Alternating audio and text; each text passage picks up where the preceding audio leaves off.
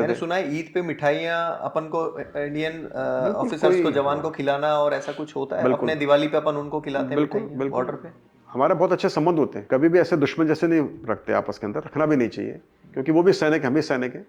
लेकिन जब जरूरत पड़ेगी तो हम जान ले लेंगे दूसरे लेकिन की। वो कश्मीर के आतंकवाद वो आपने नजदीक से हाँ, देखा तो बॉर्डर वो एरिया देखा में। था। तो मैं बताना चाहता कि ये जो हम बोलते हैं ना दुश्मन नहीं है हमारे, कोई भी, चाइना भी दुश्मन नहीं है और पाकिस्तान भी नहीं है, लेकिन कॉम्पिटिटर्स है।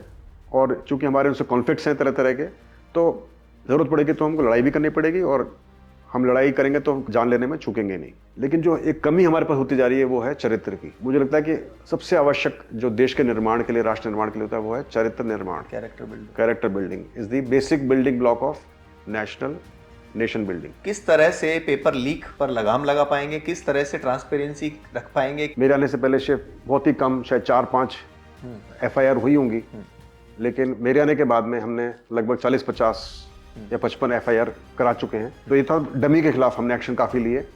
फिर जो फर्जीवाड़े होते हैं, यानी कि जो फ्रॉडुलेंट डिग्रीज होती हैं, फर्जी डिग्रियाँ जो लेकर आते हैं, उसके खिलाफ हमने मोर्चा खोला। तो PTI भर्ती के अंदर हमने मोर्चा खोला हुआ है, और मुझे उम्मीद है कि काफ़ी हम लोगों को उसमें अपात्र घोषित करेंगे जो कि फर्जी डिग्री लेके घूम रहे हैं।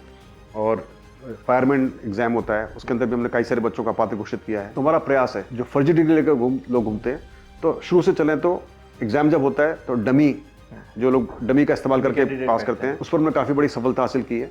हमने तरह तरह के, और अभी कल परसों हमारी और परीक्षाएं हैं 4, ऐसे करके लगभग 20 परीक्षाएं हम करा चुके हैं पिछले 11 जनवरी से लेकर अभी तक। वो भी एक तरह का अपने आप रिकॉर्ड है, क्योंकि इतनी परीक्षाएं एक साल में नहीं हुई हैं, और अभी पशु परिचर परीक्षा होने वाली है। तो it will be a record of its kind in terms of numbers, in terms of vacancies, in terms of everything.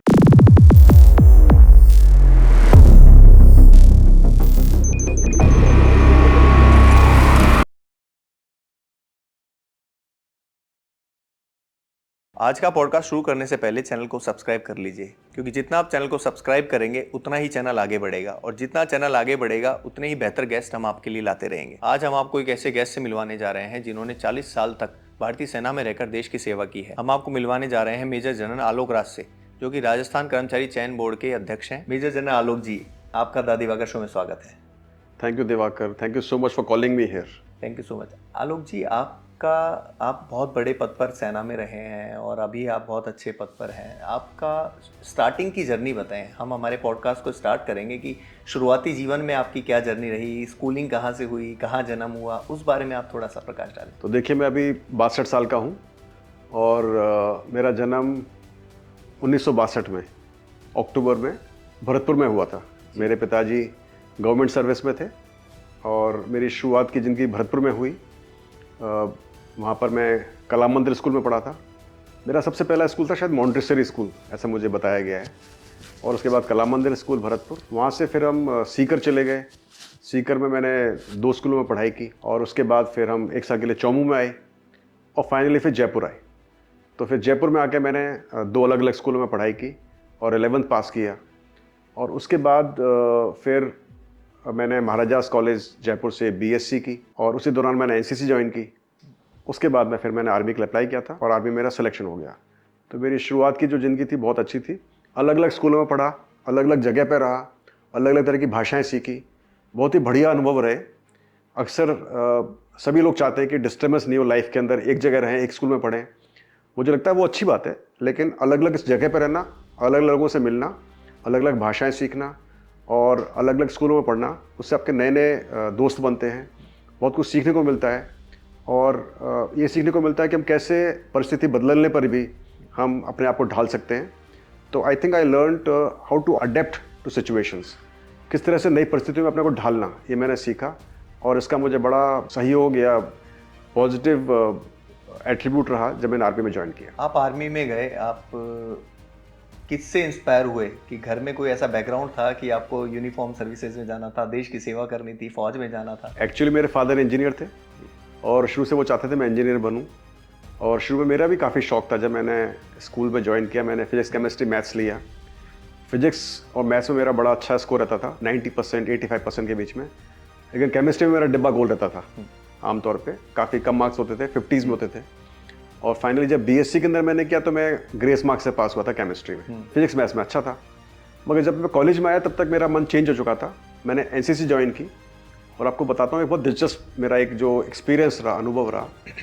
जब मैं एनसीसी में था तो मैं इन आई थिंक 79 या 80 की बात है, मैंने एक माउंटेनियरिंग कोर्स किया उत्तरकाशी के अंदर।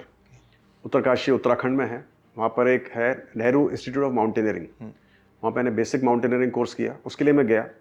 जाते ही उस इंस्टीट्यूट वालों ने मुझे रिजेक्ट कर दिया, बोले आप तो बिल्कुल अनफिट हैं, आप अंडर वेट हैं, अंडर एज हैं, वीक है। और मुझे बोला कि आपको वापस भेज दिया जाएगा यूनिट के अंदर। तो मैं काफ़ी मुझे दुख हुआ, मुझे काफ़ी शर्म भी आई कि भाई इस तरह से आप मुझे वापस कर रहे हैं। तो मैंने उससे रिक्वेस्ट किया कि आप मुझे कम से कम 3-4 दिन यहाँ रख लीजिए और फिर मुझे मेडिकल ग्राउंड पर भिजवा दीजिए। तो जब उन्होंने बोला ठीक है, in that case you stay here but you have to do all the activities, सारी आपको एक्टिविटी करनी पड़ेगी, ये नहीं कि आप खाली बैठ के यहाँ पर राशन खाते रहें। तो मैंने बोला वेरी गुड, मैं सारा करूँगा।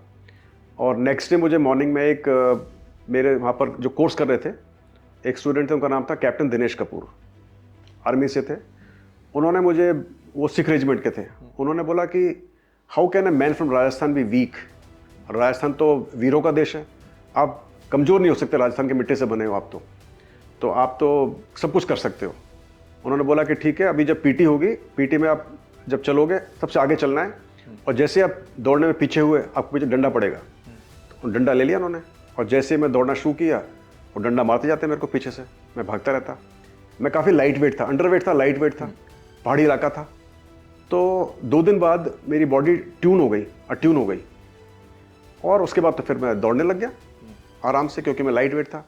फिर चौथे दिन में ख्याल से शायद एक रॉक क्लाइंबिंग का हमको एक प्रैक्टिस करना था। चूँकि मैं लाइट वेट था, मैं फटाफट रॉक पे चढ़ गया। तो उसके बाद तो 5वें दिन तो उन्होंने बोला कि रख सकते हैं आपको, आप अंडर वेट हो, we will give you dispensation and will allow you to stay here. तो मैं कोर्स मैंने किया। जब वो कोर्स करा था मैं, देवर 13 आर्मी ऑफिसर्स, यंग ऑफिसर्स, और वो सब सेकंड लेफ्टिनेंट कैप्टन थे, आर्मी नेवी एयरफोर्स के, बट मोस्टली फ्रॉम आर्मी। तो आप बड़ी मेरी खुशकिस्मती है कि जब final leg of this course, उसमें हमको ले गए थे गंगोत्री, गौमुख, फिर तपोवन, देववन, और फिर हमने एक माउंट थेलू को क्लाइम करना था। तो लास्ट के जो 15 या 16 जो स्टूडेंट्स थे पूरे कोर्स के, उनमें से उन्होंने मेरा सिलेक्शन भी कर दिया कि you can also climb Mount थेलू यदि आप फिट हैं तो। और फिर मेरी अच्छी किस्मत थी कि मैंने माउंट थेलू को क्लाइम किया। That was about 20,000 feet altitude from mean sea level. तो 13 आर्मी ऑफिसर्स थे, मैं था और 2-3 और जने थे, सब ने मिला के करीबन 20 एक जने होंगे मैक्सिमम जिन्होंने इसको क्लाइम किया। वो जो क्लाइम किया मैंने, उससे मेरा जो मोराल था और जो मेरा मनोबल था वो आसमान को छू गया। And I went as a boy in that course, came back as a man. When I return after the course, मेरे ज़मीन पे पैर नहीं पड़ रहे थे, मुझे लग रहा था मैं बिल्कुल अभी कुछ भी कर सकता हूँ, और पूरी मेरी ज़िंदगी बदल गई। This was a life changing course. कहाँ पर एक बच्चा जाता है, उसको आप रिजेक्ट कर देते हो क्योंकि आप अंडर वेट हो, वीक हो, कमज़ोर हो, कुछ नहीं आता, और कहाँ वापस आते हो तो बिल्कुल चेंज हो जाता है। तो मैं समझता हूँ कि जो हमारे युवा हैं, अक्सर वो परिस्थिति से घबरा जाते हैं और वो सोचते हैं कि ये हमारे बस की बात नहीं, हम नहीं कर सकते, हम तो, ये जो ठंड वाले लोग होते हैं सोचते हैं हम कहाँ पर साउथ में जाएंगे। हम तरह तरह के बहाने, तरह तरह के ऐसी चीज़ें ढूंढते हैं अपने आप को कमज़ोर बताने के। लेकिन मुझे लगता है कि यदि आप डटे रहो, लगे रहो, ट्राई करते रहो, एक होता है वर्ड परसिवरेंस, यदि आप दृढ़ता से काम करते रहो तो आपको फिर सफलता मिलती है। उस बेसिक माउंटेनियरिंग कोर्स ने मेरी लाइफ चेंज कर दी। मुझे अल्फ़ा ग्रेडिंग मिला, ए ग्रेडिंग मिला, मुझे माउंट थेलू पे चढ़ने का मौका मिला, मुझे एक ट्रॉफ़ी मिली। और मुझे याद है वेंकटरमन साहब शायद उसमें आए थे, जो हमारे प्रेसिडेंट थे उस समय, वो रक्षा मंत्री थे, वो उस हमारी सेरेमनी में आए थे, फाइनल सेरेमनी में। तो कहने का मतलब है उसके बाद लाइफ पूरी चेंज हो गई। It was a life turning event और life changing event for me. उसके बाद मुझे बहुत शौक हो गया कि मैं आर्मी में जाऊँ। तो आपने मुझे पूछा कि मुझे किसने इंस्पायर किया, तो मुझे बेसिक माउंटेनियरिंग कोर्स ने इंस्पायर किया। और मैं आपके माध्यम से सभी युवाओं को बताना चाहूँगा कि जब भी आपको मौका मिले, थोड़ा रिस्क लेना पड़ता है, थोड़ा डटे रहना पड़ता है, थोड़ा अपना हौसला छोड़ना नहीं पड़ता है, उसके बाद रास्ते खुद ब खुद खुल जाते हैं। तो इस कोर्स करने के बाद में जब फिर मैंने एग्ज़ाम दिया, मेरा कंबाइंड डिफेंस सर्विसेज का एग्ज़ाम, मैं खुशकिस्मती थी कि मैं पहली अटेम्प्ट में पास हो गया। और फिर जब एसएसबी का हमारा ट्रेनिंग होता है, एसएसबी का जो सिलेक्शन होता है, उसमें बड़े आसानी से मैं पास कर पाया, क्योंकि मैंने एनसीसी की ट्रेनिंग कर ली थी और ये कोर्स कर लिया था। तो सब कुछ बड़े आसानी से, इसको बोलते हैं एज अ केक वॉक, मुझे हो गया और मैंने आर्मी ज्वाइन कर ली। एग्ज़ाम देने से आपकी ट्रेनिंग और आप मेजर जनरल तक का सफ़र क्या क्या चुनौतियाँ रही, क्या उतार चढ़ाव है, और कहाँ से किस पूरी संस्कृति को देखने का क्या मौका मिला, उस पर आप अपनी बात बताएं। तो मैंने 1981 में मैंने अपना बीएससी किया था महाराजास कॉलेज जयपुर से, और 82 दिसंबर में मैंने इंडियन मिलिट्री अकेडमी को ज्वाइन किया, भारतीय सैन्य अकादमी जो कि देहरादून में है। वहाँ पे 1.5 साल का कोर्स था। बड़ा अच्छा कोर्स होता है, काफ़ी टफ भी होता है, खास करके एक बच्चे के लिए, एक युवा के लिए जो कि एक शहरी बैकग्राउंड से जाता है। मैंने सैनिक स्कूल से पढ़ाई नहीं की थी, ना मैं नेशनल डिफेंस एकेडमी से गया था। तो एक बिल्कुल रॉ शहरी जब एक कोर्स को करता है तो उसको काफ़ी चुनौतियाँ होती हैं, क्योंकि ज़्यादातर जो बच्चे वहाँ पर आते हैं इंडियन मिलिट्री एकेडमी में, उसमें से लगभग 60 to 65% नेशनल डिफेंस एकेडमी से आते हैं, और लगभग हर एक दूसरा बच्चा, तीसरा बच्चा वहाँ पर सैनिक स्कूल, मिलिट्री स्कूल्स के बैकग्राउंड से होता है। तो उनके लिए बड़ा आसानी होती है, लेकिन हम लोगों के लिए काफ़ी दिक्कत होती है। उसके बावजूद भी चूँकि मैंने एनसीसी में था और मैंने एक बेसिक माउंटेनियरिंग कोर्स किया था, मुझे बहुत ज़्यादा कॉन्फिडेंस लेवल हाई था और मुझे कोई भी परेशानी नहीं हुई। मैंने बड़े आसानी से वो कोर्स किया, और वो कोर्स एक अगेन ग्रेट कोर्स होता है। आप कितने अच्छे दोस्त बनते हैं वहाँ पर, आपके लाइफ टाइम के फ्रेंड्स बन जाते हैं। और मैं बताने में मुझे अच्छा लग रहा है क्योंकि मेरा एक जो बैचमेट था, उसके बेटे से मेरी लड़की की शादी हुई उसके कई सालों के बाद, बहुत सालों के बाद, अभी 2019 में, यानी कि हमने ट्रेनिंग की थी 83 में और उसके कई सालों बाद शादी हुई। तो ये भी एक संयोग था। तो जो ट्रेनिंग होती है वो काफ़ी दिलचस्प होती है, बहुत अच्छी होती है, फिजिकल, मेंटल, हर तरह से ट्रेनिंग होती है, और हमको कई जगह ले जाया पड़ता है। उस समय हमको मिसेस इंदिरा गांधी हमारे पास आई थी, 1982 दिसंबर में आई थी मिसेस इंदिरा गांधी, और उन्होंने हमारे पासिंग आउट परेड को रिव्यू किया था, हमारे सीनियर बैच को। तो वो भी एक बहुत अच्छा हमको एक्सपीरियंस रहा उनसे मिलने का और उनसे इंटरेक्शन करने का। उसके बाद मुझे 1983 जून के अंदर मेरा कमीशन हुआ सिख लाइट इन्फेंट्री रेजिमेंट में, उसकी 1st बटालियन के अंदर। मैंने तो चाहता मुझे गोरखा रेजिमेंट मिल जाए, मुझे गोरखा रेजिमेंट का बड़ा शौक था, क्योंकि उसमें हैट पहनते हैं, बहुत सुंदर सा हैट होता है, और जो नेपाल के और जो गोरखा ट्रूप्स होते हैं उनका बड़ा मैंने सुना था, काफ़ी बहादुर होते हैं, बहुत अच्छे होते हैं। लेकिन मुझे जो भी मेरी चॉइस तो मिली नहीं, मुझे एक सिख लाइट रेजिमेंट मिल गई। तो उसमें सारे सिख्स होते हैं, सरदार होते हैं, पंजाब के, हरियाणा के, मोस्टली पंजाब के, मजबी और रामदासिया सिख होते हैं, बहुत ही फरोशियस होते हैं, बहुत अच्छे होते हैं, बहुत सारे गांव के होते हैं बिल्कुल, और बिल्कुल अलग तरह के होते हैं बाकी सिख से भी। तो उनका अलग ही तरह का एक रेपुटेशन बना हुआ था कि वहाँ पर काफ़ी डिसिप्लिन की प्रॉब्लम होती है, कई सारी परेशानियाँ होती हैं। मगर जब मैं यूनिट में गया तो it was a very different experience, मुझे बहुत अच्छा लगा। और उसके कुछ समय के बाद मैं उसमें ढल गया, शुरू के 4-6 महीने में मैं ढल गया, और जैसा मेरा बैकग्राउंड था उस हिसाब से मुझे बिल्कुल परेशानी नहीं हुई। मैंने पंजाबी बोलना सीख लिया, कुछ हद तक लिखना भी सीख लिया, काफ़ी कुछ पढ़ना सीख लिया। और जाते में जो मेरी पोस्टिंग हुई वो हुई थी सिक्किम के अंदर।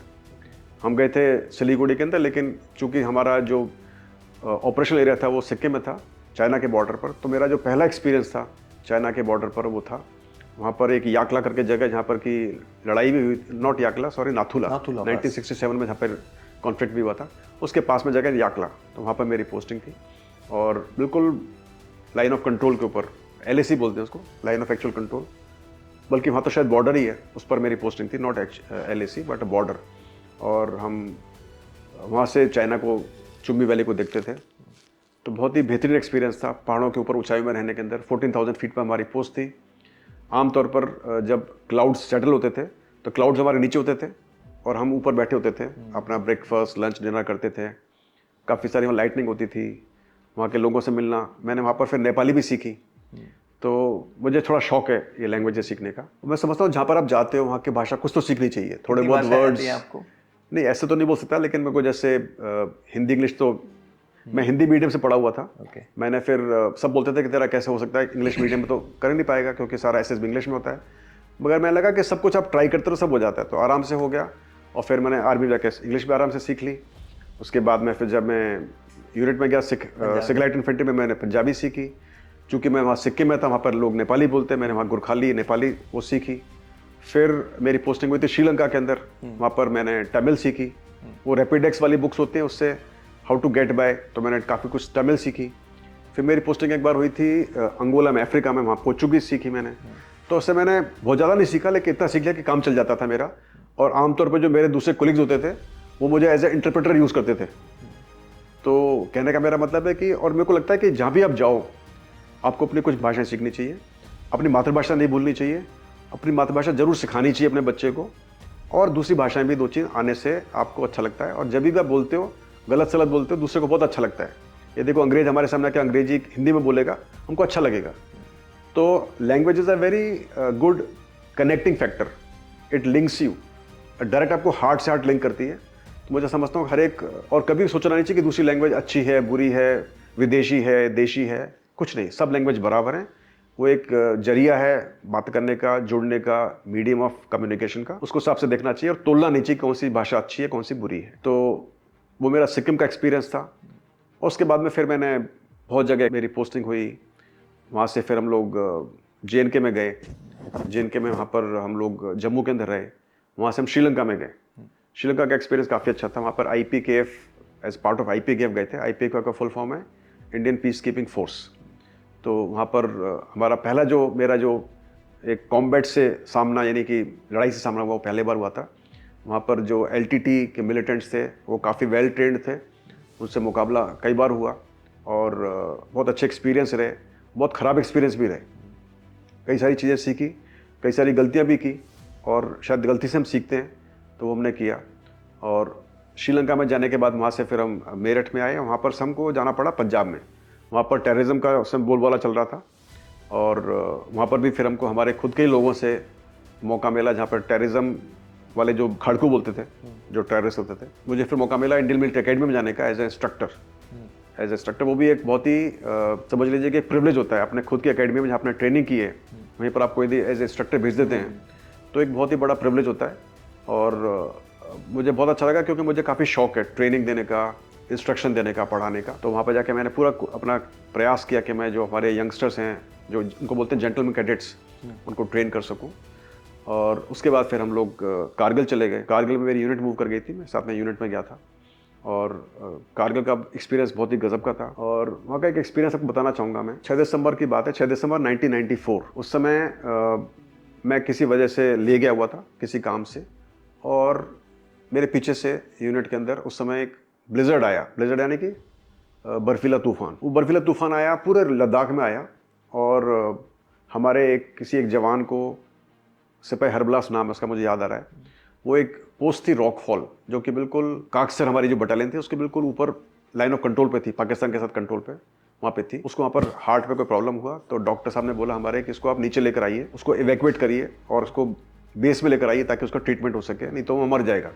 एल्टीट्यूड वो जो पोस्ट थी वो 18,000 फुट पे थी, 18,000 feet from mean sea level, यहाँ पे कि ऑक्सीजन की मात्रा सिर्फ 50% होती है। उस हालत के अंदर उसको लाना पड़ा, और साथ में समुद्री बर्फीला तूफान शुरू हो गया। तो हमारे जो ट्रूप्स थे वहाँ पर, जो 8 जने थे, उसको लेकर आए एक 4 पाइपे डाल के। लेकिन इतना ज़्यादा बर्फ़ थी, इतना ज़्यादा सॉफ्ट स्नो था, इतना ज़्यादा टेम्परेचर डाउन था कि वो लोग उसको आगे नहीं ले पाए और रास्ते में कहीं खो गए। फिर मुझे पता लगा जब मैं लेह में था कि हमारे कुछ नौजवान खोए हुए हैं, वो दे आर मिसिंग।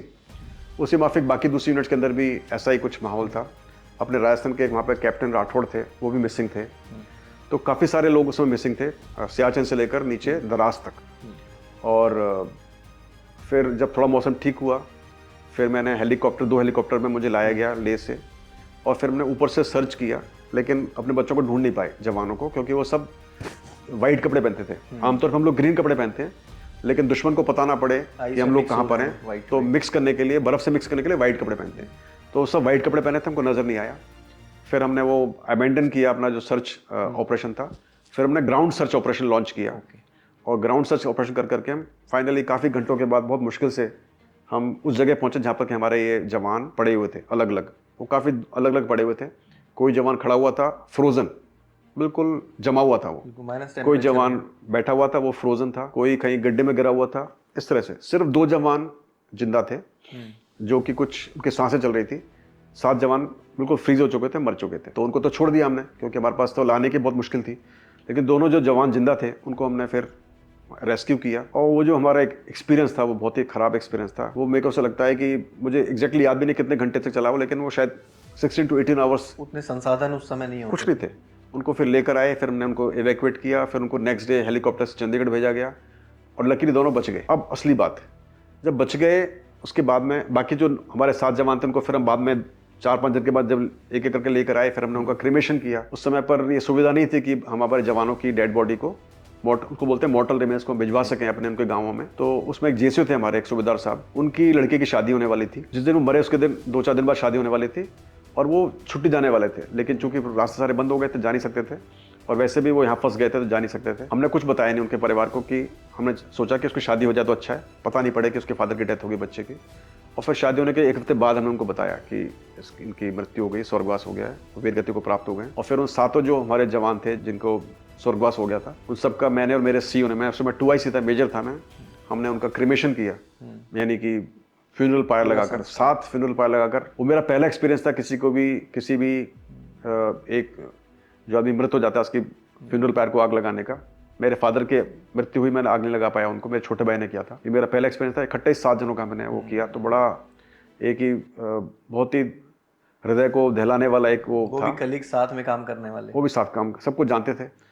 और उसके बाद जो 2 बच्चे थे जो जिनका इवैक्यूएशन होकर जो सेफ हो गए थे, उसमें से एक जो हमारा था हवलदार, उसके दोनों पैर कट गए थे, दोनों यहाँ से थाई से दोनों पैर कट गए थे क्योंकि वो खराब हो गए थे, उसमें गैंग्रीन सेट हो गया था, उसके हाथ भी, उंगली भी कट गई थी। सिर्फ जो एक बच्चा था उसका नाम था मंगा सिंह, सिपाही मंगा सिंह, वो बिल्कुल फिट था, एकदम फिट इन द सेंस उसका कोई भी लॉस ऑफ लिम्ब नहीं हुआ था, उसके ना कोई हाथ पैर कटे ना उसका कुछ हुआ, बिल्कुल फिट था। मैं करीबन 1 महीने के बाद, 1.5 महीने के बाद मैं उन बच्चों से मिलने गया, मैं चंडीगढ़, जब मैं छुट्टी जा रहा था तो मैं मिल कर आता हूँ। तो जब मैं मिला तो मैंने पूछा ऐसे सिपाही मंगा सिंह से कि मंगा सिंह आप बिल्कुल फिट हो, बहुत खुशी की बात है, लेकिन बताओ कि बाकी 7 तो मर गए, इसके 8वें के ये टांगें कट गई, आपको कुछ भी नहीं हुआ, आपने ऐसा क्या किया कि आप कुछ नहीं हुआ। तो अक्सर मैं ये जो वाकया कईयों को सुनाता हूँ स्कूलों के अंदर, कॉलेजेस में, जब भी मुझे मौका मिलता है युवाओं से बात करने का, और पूछता हूँ उनसे मैं कि आप क्या समझते हो कि उसने क्या किया होगा, ऐसा उसमें स्पेशल क्या होगा। तो कई बच्चे बोलते हैं कि उसने बहुत अच्छे कपड़े पहन रखे होंगे, मैं कहा बाकी सबने वही कपड़े पहन रखे थे, कि ना उसके पास कोई इसको ट्रिक आती होगी, मैं कहा वो जादूगर तो नहीं था, सबसे नॉर्मल बंदा था, कि उसने वो कुछ बता नहीं पाते। फिर मैं बताता हूँ उनको कि क्या हुआ था। असल में उसका नाम था मंगा सिंह और सबसे जूनियर मोस्ट था उस पूरे ग्रुप में 9 जनों के अंदर।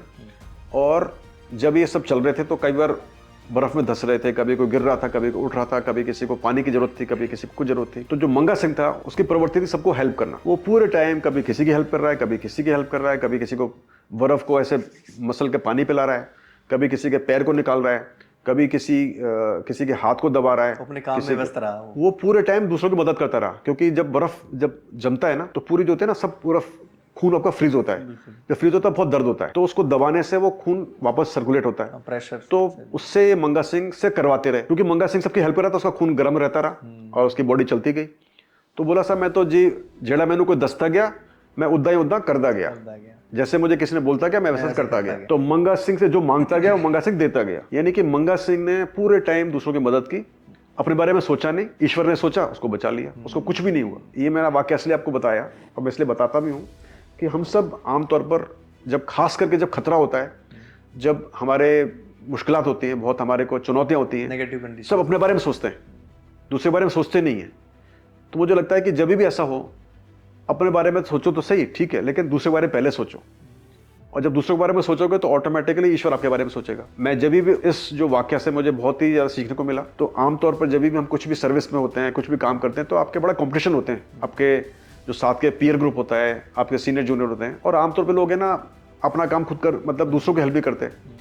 तो मेरा ये कोशिश था कि मैंने और मेरे यूनिट के अंदर जो मेरे जूनियर्स थे, मेरे जो कोलीग्स थे, उन सबके मार्फत मैंने यही प्रयास किया कि जब भी किसी को हेल्प हो तो दे दो, किसी को चाहिए तो दे दो, कोशिश करो देने की, भगवान ऑटोमेटिकली आपको देखभाल कर देगा। तो मैं वही प्रयास करता हूँ। तो पिछले जितने भी साल मैंने सर्विस की आर्मी में, 37-38 ईयर्स मैंने सर्विस की, और यदि अब ट्रेनिंग पीरियड जोड़ता हूँ 40 साल की सर्विस मैंने की रफली।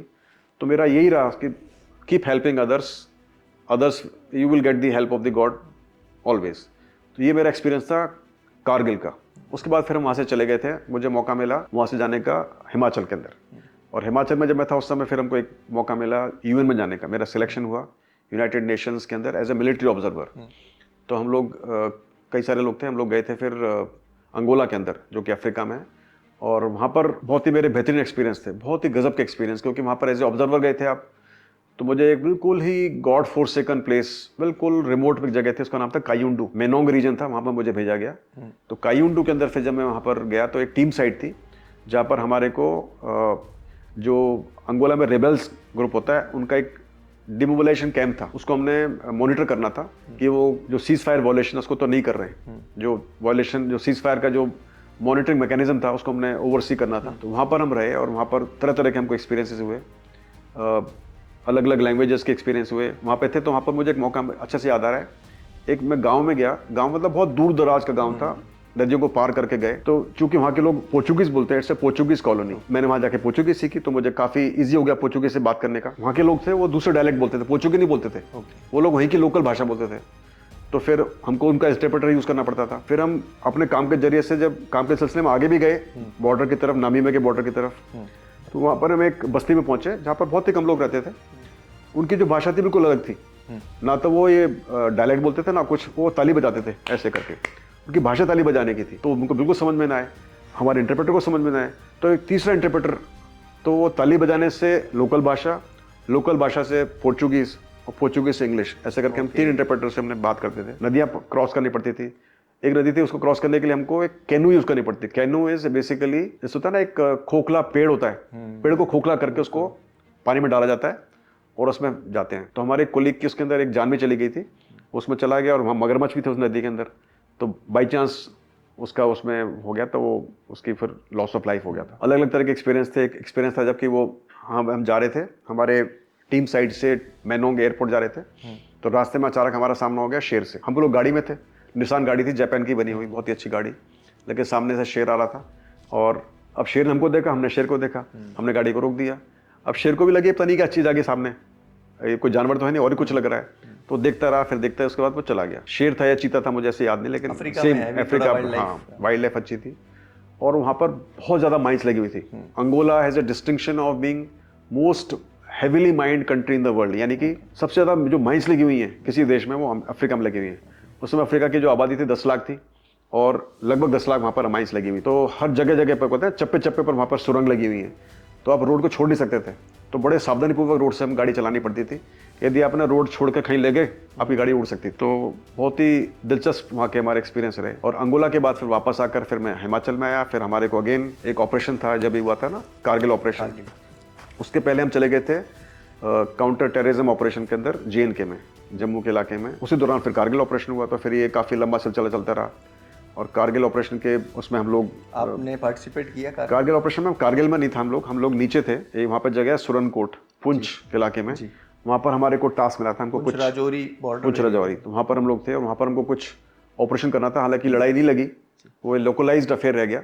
तो हमारे को जो टास्क मिला हुआ था वो हमको नहीं करना पड़ा, तो करना पड़ता तो फिर वो प्रॉपर अटैक होता, लड़ाई होती। तो वो मुझे अच्छे से याद है कि जब हम प्लानिंग कर रहे थे तो लग रहा जैसे हम अटैक करने वाले हैं कल रात को ही, तो लेकिन हालांकि वो नहीं हुआ और फिर वो खत्म हो चुका था। प्रिपेयर तो रहना पड़ता था, प्रिपेयर करना पड़ता है। उसके बाद में फिर मैं अहमदाबाद गया, फिर दोबारा फिर मुझे अहमदाबाद में जब मैंने कमांड करा था तो वहाँ से फिर मैंने अपनी यूनिट को लेके गया था सियाचिन ब्रिगेड के अंदर। जब मैं कमांड के अंदर, सबसे हाईएस्ट सियाचिन में हाईएस्ट, लेकिन मैं सियाचिन प्रॉपर में नहीं था, मैं एक सियाचिन का ही पार्ट में था, लेकिन उसको बोलते हैं त्यागशी जगह है, सब सेक्टर वेस्ट, वहाँ पे मैंने बटालियन कमांड किया। वो बहुत गजब एक्सपीरियंस था। और भी डिफिकल्ट होता है जहाँ पर आप सियाचिन में फिर भी आपको इक्विपमेंट वगैरह पूरा होता है, सारी सहूलत होती है। हमारे वाले में तो सहूलत नहीं थी, और लेकिन हाइट्स उतनी ही थी, तो काफ़ी मुश्किलात होती हैं। और वहाँ से फिर करने के बाद में फिर मैं हैदराबाद में गया था। वहाँ पर मैंने ट्रेनिंग की, जो आपने बताया था कि मैंने MMS यानी मास्टर्स इन मैनेजमेंट स्टडीज़ मैंने कोर्स किया था, वो उस्मानिया यूनिवर्सिटी से किया था। और उसके बाद फिर मुझे मौका मिला जाने का वहाँ से, मैंने वहाँ पर पढ़ाया भी मैनेजमेंट, हमारे जो कॉलेज ऑफ डिफेंस मैनेजमेंट है।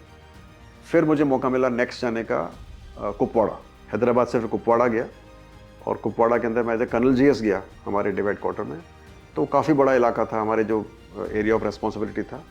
तो एज ए कर्नल GS आपको ऑपरेशंस प्लान करने पड़ते हैं, उनका एग्जीक्यूशन करवाना पड़ता है, तो एक बहुत ही रिस्पॉन्सिबल जॉब था जो, और काफ़ी कुछ सीखने को मिला। एक बात बताना चाहूँगा कि जैसे मैं वहाँ पे गया तो मेरे जो बच्चे होते हैं, मेरे एक बेटा और बेटी है, वो हम जहाँ पे जाएंगे बच्चे साथ में जाएंगे, तो फील्ड में जा नहीं सकते, लेकिन वो अलग अलग जगह जैसे अहमदाबाद में, जयपुर में, उदयपुर में, हैदराबाद में, दिल्ली, ऐसे अलग अलग जगह पढ़ते रहे। तो वो भी एक एक्सपीरियंस बच्चों का अलग होता है, अलग अलग जगह पढ़ना, अलग अलग जगह जाना, वो भी काफ़ी कुछ सीखते हैं। वो भी अडेप्ट करना सीखते हैं नई सिचुएशंस के अंदर, नए लोगों के साथ में। डिस्टर्बेंस भी होता है पढ़ाई में बहुत डिस्टर्बेंस होता है। वो लोग एक जगह टिक कर रह नहीं सकते, तो लेकिन उसको आप नुकसान सोचो, दूसरा फायदा ये होता है कि वो सीखते कैसे साउथ इंडियन से, पंजाबी से, यूपी वाले से, राजस्थान वालों से कैसे मतलब एक दूसरे से मिलना अलग-अलग जुलना कल्चर चाहिए, को अलग अलग देखने कल्चर को को मिलता देखना है, अलग अलग धर्मों को, अलग अलग कास्ट के लोगों को मिलना जुलना, मंदिर में जाना, चर्च में जाना, गुरुद्वारे में जाना। तो मुझे लगता है ये एक ओवरऑल डेवलपमेंट के लिए बच्चों के लिए बहुत अच्छा होता है। आमतौर पे लोग मैंने देखा है कि चाहते हैं अपने शहर में रहें, एक ही बैंक में सर्विस करें, एक ही ऑफिस में सर्विस करें, बच्चे एक ही जगह रहें, उनको जाना नहीं पड़े, और वो पूरे जोर लगा देते हैं, मंत्रियों से सिफारिश कराते हैं यहाँ से वहाँ से कि ट्रांसफ़र ना हो जाए। Yes, मुझे लगता है कि ठीक है, वो भी एक सोच है, लेकिन मेरी सोच है कि यदि हो जाए तो आपको सीखने को मिलता है, सीखने को लोगों से मिलने के लिए दुनिया ये देखने को दुनिया मिलती दुनिया देखने को मिलती है। इतनी सुंदर दुनिया है, इतने तरह अच्छे लोग हैं। हम क्या सोचते हैं कि हमारे बस गांव का हमारा ये हमारा शहर हमारा कस्बा ही अच्छा है, बाकी लोग नहीं है, लेकिन ऐसा नहीं है, बहुत अच्छे लोग हैं। तो मुझे लगता है कि आपके जरिए मैं मैसेज देना चाहता हूँ सभी लोगों को, खासकर युवाओं को, कि एक जगह टिक के नहीं बैठना है। यदि मौका मिल रहा है दुनिया देखने का तो दुनिया देखनी चाहिए, एक्सप्लोर करो। चाहे एक्सप्लोर करो, चाहे आपको अफ्रीका जाना पड़े, चाहे आपको यूएसए जाना पड़े, चाहे आपको कहीं भी जाना पड़े। तो कुपवाड़ा से फिर मैं जब वापस आया तो फिर मुझे अहमदाबाद में मुझे मौका मिला एक ब्रिगेड कमांड करने का। वो मेरा गजब का एक्सपीरियंस था कि Gujarat is a wonderful state. वहाँ के लोग बहुत अच्छे हैं, बहुत ही अच्छे दिल के, बहुत सादे हैं और ज़्यादा दिखावा नहीं है, और they know how to live life. ये मैंने वहाँ सीखा कि वहाँ पर चाहे आपके पास कितना भी पैसा है, कितना भी नहीं है, आपको ज़िंदगी जीने का आना चाहिए। आमतौर पे हम लोग क्या करते हैं ज़िंदगी के अंदर, हम सोचते हैं, वेट करते हैं, हम इंतजार करते हैं कि जब मेरे पास ये होगा तब मैं ज़िंदगी को एंजॉय करूँगा, जब मेरे पास वो होगा तब मैं ज़िंदगी को एंजॉय करूँगा। ये शुरू से मतलब बच्चे को सिखाया जाता है कि अभी है ना, अब तो पढ़ ले बेटा, बाद में ऐसे करना, तब तब कर लेना, फिर बाद में तू बेटा ऐसा कर ले, तू एमबीबीएस में हो गया, पीजी की तैयारी कर, पीजी के बाद एंजॉय करना, फिर पीजी का फिर तो हॉस्पिटल खोल, फिर तो एंजॉय करना। बस ज़िंदगी भर बच्चा टारगेट को चेज करता रहता है, उम्र निकल चाहे वो, जाती है। और उम्र निकल जाती है, और फिर वो गृहस्थी फंस पैसा भी जाता है, होता फिर है, समय भी होता है, लेकिन फिर जाने की ना हेल्थ नहीं होती, उम्र ना कुछ होती है। तो कहने का मेरा मतलब, हम लोग अपने अपने हैप्पीनेस को पोस्टपोन करते रहते हैं, आगे बढ़ाते रहते हैं कि बाद में करेंगे, बाद में करेंगे, अभी तो ये पहले ऐसे कर लो। तो मैंने देखा गुजरात के अंदर लोग क्या करते हैं, वो अपनी ज़िंदगी को जीते हैं और वीकेंड्स पर पूरा एंजॉय करते हैं, जब छुट्टियाँ होती है दिवाली की या जो भी, उसको पूरा एंजॉय करते हैं। तो हमको सीखना चाहिए कि लाइफ में ना, मतलब हमारा पता नहीं कि हम कब तक रहेंगे इस दुनिया के अंदर, मतलब कितने हमारे पल, कितनी सांसें हमको भगवान ने दी है, हमें पता नहीं है, वो बिल्कुल फिक्स होती है। तो मुझे लगता है कि हमेशा हमको अपने अपने कुछ कुछ हफ्ते में, दिन के अंदर कुछ ऐसे पल निकालने टाइम चाहिए निकाल के। जब आपको जो अच्छा लगे वो कर लो और एंजॉय कर लो, और उसके लिए पैसे की आवश्यकता नहीं होती है। जैसे मुझे मौका मिलता है दौड़ने का, तो मैं दौड़ने चला जाता हूँ, मेरा पूरा एंजॉयमेंट उसमें हो जाता है, उसमें कुछ मुझे एक्स्ट्रा पे नहीं करना पड़ता, रोड पे दौड़ लेता हूँ, कभी दौड़ लेता हूँ मैं, म्यूजिक सुनना है, कुछ भी म्यूजिक एक्सरसाइज सुननी है। करनी है, उसमें तो पैसे ऐसे बहुत से शौक हैं जो बिना पैसे के आप कर सकते हो और आपको एंजॉयमेंट पूरा दे सकते हैं, और आपको करना चाहिए लाइफ में, क्योंकि हमको पता नहीं कि हमको कितना जीना है जिंदगी में। तो फिर वो मैंने गुजरात में सीखा, और उसके बाद फिर हम गुजरात में वहाँ पे रहने के बाद फिर दिल्ली में भी पोस्टिंग हुई, उसके बाद मुझे पोस्टिंग नॉर्थ ईस्ट में हुई, और नॉर्थ ईस्ट में पोस्टिंग होने के बाद फिर वहाँ पे भी काफ़ी मैंने मणिपुर में सर्विस की, असम के अंदर सर्विस की, और अरुणाचल में सर्विस की, वहाँ पे मैंने डिवीज़न कमांड की, और फिर दिल्ली आया। दिल्ली में मुझे मौका मिला एक बहुत अच्छा प्रोजेक्ट करने का, उसका नाम है नेशनल वॉर मेमोरियल, राष्ट्रीय समर स्मारक। उसका निर्माण चल रहा था, और वो निर्माण रुका हुआ था किसी वजह से, मतलब काफ़ी सारी उसमें परेशानियाँ थी। मेरे से पहले वाली टीम में बहुत अच्छा काम किया था, लेकिन इतना बड़ा प्रोजेक्ट था तो कुछ कुछ परेशानी होती हैं। और रक्षा मंत्री जी जो थी निर्मला सीतारमण जी, वो काफ़ी परेशान थी, वो चाह रही थी जल्दी से प्रोजेक्ट पूरा हो जाए, और फिर उस समय मैं उस स्थिति में वहाँ पहुँचा था। और मेरी खुशकिस्मती थी कि सबके सहयोग से, जो हमारी टीम थी और मिनिस्ट्री ऑफ डिफेंस के सहयोग से, और बाकी तमाम वहाँ पर NDMC थी, CPWD थी, बहुत सी संस्थाएं थी जो कि इसमें इन्वॉल्व थी, उन सब के सहयोग से फिर हम उसको प्रोजेक्ट को पूरा कर पाए। और मुझे याद है 25 फरवरी 2019 को तत्कालीन उस समय के जो प्रधानमंत्री थे, अभी भी प्रधानमंत्री नरेंद्र मोदी साहब, उन्होंने उस प्रोजेक्ट को इनॉग्रेशन किया, और उसको एक्चुअली बोलना चाहिए नॉट इनॉग्रेशन, बट उन्होंने राष्ट्र की तरफ से तीनों सेनाओं को इसको डेडिकेट किया, लोकार्पण किया इसका तीनों सेनाओं के लिए। और वो एक लैंडमार्क है, नॉट ओनली नेशनल लैंडमार्क है, ग्लोबल लैंडमार्क है, जहाँ पर कि हमारे तीनों सेनाओं का स्मारक है, युद्ध स्मारक है। और वहाँ पर जब मैंने वो शुरू किया था, लगभग 10 से 20 हज़ार फुटफॉल था, अब शायद और बढ़ गया होगा। तो और वो जो ऐसा एक स्मारक है जिसको देखकर आप प्रेरित हो जाते हैं देश के लिए कुछ करने के लिए, अपनी जान तक देने के लिए। तो मुझे बहुत अच्छा लगा वो जो मेरा कंट्रीब्यूशन था। और रक्षा मंत्री ने भरोसा जताया, और एक अहम आपको मुझे किस्मत थी दायित्व कि मुझे दिया वो गया। मौका मिला जाने का। मिनिस्ट्री ऑफ डिफेंस ने मुझे वहाँ पोस्ट किया, वो अपने कारगिल के अंदर, कारगिल में कारगिल में भी वॉर मेमोरियल में जा नहीं पाया वहाँ पर, क्योंकि वो बाद में बना था, वहाँ पे जा नहीं पाया मैं। लेकिन ये जो वॉर मेमोरियल है बिल्कुल इंडिया गेट के ऊपर है। तो मैं आपके माध्यम से सभी को बताना चाहूँगा, युवाओं को, जब भी आप दिल्ली जाएं, आपको मौका मिले तो इंडिया गेट पर जाएं, और इंडिया गेट के बिल्कुल बगल में, मतलब इंडिया गेट पर ही ये वॉर मेमोरियल बना हुआ तीनों है। सेनाओं का तीनों सेनाओं का है ये। और वहाँ पर जो हमारे सेनाओं स्वतंत्रता के बाद 1947 15 अगस्त के बाद जिन भी हमारे वीरों ने अपने जान की आहुति दी देश को बचाने के लिए, देश की रक्षा के लिए, या देश के किसी भी अच्छे काम के लिए, उन सब के नाम वहाँ पर गोल्डन लेटर्स में लिखे हुए हैं। ये एक अपने तरह का एक वॉर मेमोरियल है जहाँ पर हर एक वीर शहीद के लिए एक अलग से डेडिकेटेड ग्रेनाइट टैबलेट लगी हुई है जिस पर उसके नाम लिखे हुए हैं, स्वर्ण अक्षरों लिखे हुए हैं। मतलब पूरे देश में से लोग देखने के लिए आते हैं। अब तक तो करोड़ों लोगों ने उसको देख लिया होगा। तो ये किसी भी सेना के जवान और अफसर के लिए, और खासकर शहीदों और उनके परिवारों के लिए, एक बहुत ही गौरवान्वित करने वाली एक जगह है। आपको ये मौका मिला कि आपने लीड किया है इसको? हाँ, मुझे मौका मिला कि इसको मैंने कंप्लीट कर पाया, और काफ़ी मेहनत करनी पड़ी, बहुत मशक्क़त करनी पड़ी, और मुझे बड़ी खुशी है कि मैं उस फाइनल मूवमेंट पे था। लेकिन ये भी कहना चाहूँगा आप इसी क्षण के अंदर कि मैं उसका एक छोटा सा हिस्सा था, लेकिन बहुत हज़ारों लोग उसमें टीम में थे जिन्होंने काम किया मेरे से बहुत पहले, और बल्कि सरकार का भी उस समय बहुत ही, केंद्र सरकार का बहुत बड़ा योगदान था, जिन्होंने उस जगह को एक निहित किया इस स्मारक के लिए, और उसको पूरा करवाया, और उसको लोकार्पण उसका हुआ। और उसके पश्चात फिर मुझे मौका मिला वहाँ से, दिल्ली से मेरे लास्ट लेग जो मेरे पोस्टिंग था वो था बॉम्बे में, जब मैं as additional director general NCC गया महाराष्ट्र का। और साथ साथ में मुझे फिर और एक चार्ज दिया गया, वो था कैंटीन स्टोर्स डिपार्टमेंट का, इसको बोलते हैं CSD आर्मी के अंदर, जहाँ पर कि लिकर मिलता है, स्टोर्स मिलते हैं हमारे जवानों के लिए। उसका मैं फिर मुझे चेयरमैन बनाया गया ऑल ओवर इंडिया का। वहाँ पर आपने अलग कुछ काम किए? तो उस समय कोविड आ गया था, ज्वाइन करने के फ़ौरन बाद ही कोविड आ गया था, तो हमारे सारे एक्टिविटी रिस्ट्रिक्ट हुए थे। लेकिन चूंकि ये सप्लाई चेन का मामला था और सभी कैंटीन्स को चलाना ही था, क्योंकि सभी जवानों को उससे सामान मिलता है, और हमारा रोल काफ़ी बढ़ भी गया था, क्योंकि जो हमारे कैंटोनमेंट्स काफ़ी दूर होते हैं शहरों से, तो वहाँ सामान मिलना, मुहैया कराना बहुत आवश्यक था।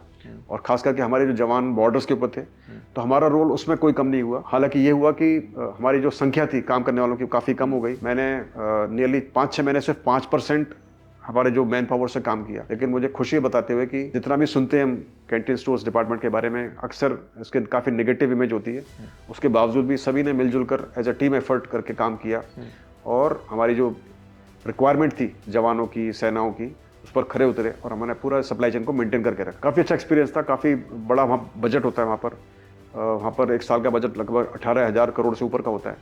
तो मुझे मौका मिला इतने बड़े बजट को हैंडल करने का, और मैंने पूरे प्रयास भी किया कि जो एक नेगेटिव इमेज बनाई हुई थी CSD की, उसको मैंने साफ़ करने का प्रयास किया, और कुछ हद तक उसका असर भी पड़ा। और उसके बाद फिर मैं 2020 अक्टूबर में, जब मैं 58 साल का हो गया, तो रिटायर हो गया, और उसके बाद फिर जयपुर आ गया। वो भी भावुक क्षण रहा होगा आपके लिए, आपको फेयरवेल हुई, आपको रिटायर होकर। और एक वो तो हर एक कर्मचारी के लिए, खासकर सैनिक के लिए, और वो भी फिर आप यदि आप सीनियर पोजीशन पर आ जाते हैं तो आपको बहुत ही अच्छा लगता है। 37 साल आपने सेना को दिए? हाँ, 37 साल तो मैंने सर्विस की, और 1.5 साल मैंने ट्रेनिंग की। तो लगभग 39 ईयर्स तक मैं 4 दशक मान सकते हैं, मैंने पूरा मैंने आर्मी की यूनिफॉर्म में निकाला। मुझे बहुत ही खुशी है इस बात की, मैंने बहुत गौरव की बात होती है किसी भी सैनिक के लिए कि वो इतना साल सर्विस करे, और अच्छे से करके और गौरव के साथ करके फिर पूरा किया। और इसी दौरान मुझे फिर सरकार ने, राष्ट्रपति जी ने मुझे 2 अवार्ड से नवाजा।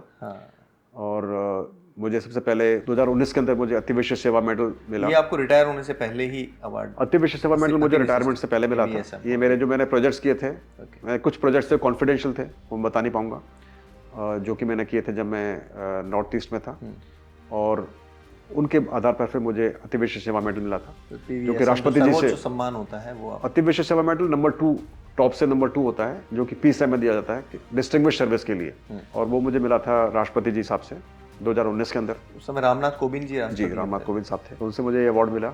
और फिर मेरी खुशकिस्मती कि मुझे दोबारा फिर उसके बाद परम विशिष्ट सेवा मेडल मिला, PVSM जिसको बोलते हैं। ये भी सबसे हाईएस्ट अवार्ड होता है डिस्टिंग्विश सर्विसेज के अंदर, जो कि शांति काल में दिया जाता है किसी भी सीनियर ऑफिसर को। और मैं बहुत ही अपने आप को गौरवान्वित महसूस करता हूँ। I am very proud of this कि मुझे PVSM मिला, जो कि बहुत ही कम लोगों को मिलता है, और ये मुझे मिला था आफ्टर रिटायरमेंट। तो मैंने 2021 में ये ग्रहण किया था। ये भी अगेन मेरी खुशकिस्मती थी कि मुझे रामनाथ कोविंद साहब से, अपने प्रेसिडेंट साहब से अवार्ड मिला था। ये तो ये 2 मुझे बड़े अवार्ड मिले, और उसके बाद में फिर रिटायरमेंट के बाद जयपुर में आ गया। फिर जयपुर के बाद दूसरी कहानी शुरू हुई, बाद में बता सकता हूँ, आप पूछेंगे तो बताऊंगा। मैं बीच में हमारा एक ज़रूरी क्वेश्चन और इस बारे में आप बताएं। आपने ऑपरेशन पराक्रम और मेघदूत के दौरान इन्फेंट्री को कमांड किया था जी। उस बारे में थोड़ा बताएं, ये कैसे ऑपरेशन और कैसे थोड़ा हमारी। तो ये जो ऑपरेशन पराक्रम हुआ था ये 2000 मेरे ख्याल से 2 की याद है, 2001 दिसंबर के बाद जब ये हुआ था पार्लियामेंट पर अटैक जी, उसके बाद ऑपरेशन पराक्रम शुरू हुआ था। और उस समय हम लोग राजस्थान में थे, उस समय हम ट्रेनिंग कर रहे थे राजस्थान में, अहमदाबाद से आए हुए थे। और मैं उस समय वहाँ पर बाड़मेर के पास में डिप्लॉयड था, मैं डिबेट क्वार्टर में था। और उसके फ़ौरन बाद मुझे कमांड मिल गई थी यूनिट की, और मेरी यूनिट उस समय सुंदरा बाजलार में थी। तो ऑपरेशन पराक्रम तो ऑलमोस्ट एक शॉर्ट ऑफ वॉर हो गया था, लड़ाई लगने वाली थी, माइंस ले हो गई थी और सब लोग बिल्कुल तैयार थे बॉर्डर क्रॉस करने के लिए। लेकिन सरकार ने उस समय निर्णय लिया कि अभी लड़ाई नहीं करेंगे।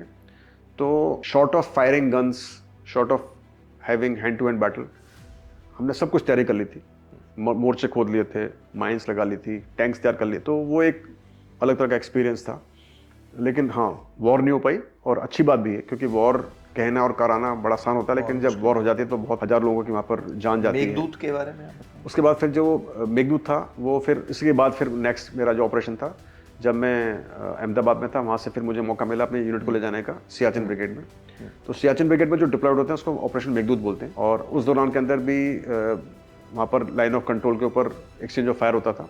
लेकिन जब हम लोग पहुंचे उस समय वो लकीली बंद हो गया था। और हालांकि लेकिन जो सारी सिचुएशन होती है वो लड़ाई वाली ही होती है, आपको काफ़ी बचकर चलना पड़ता है, फायर का अंदेशा बना रहता है। नेगेटिव कंडीशंस में वेदर आपको और वेदर आपको बिल्कुल ही पहले एडवर्स होता है। तो 2 एडवर्स होते हैं वहाँ पर, एक वेदर और आपका जो एनिमी। तो उन हालात में काम करना पड़ता है। तो एक वो अलग तरह का एक्सपीरियंस था।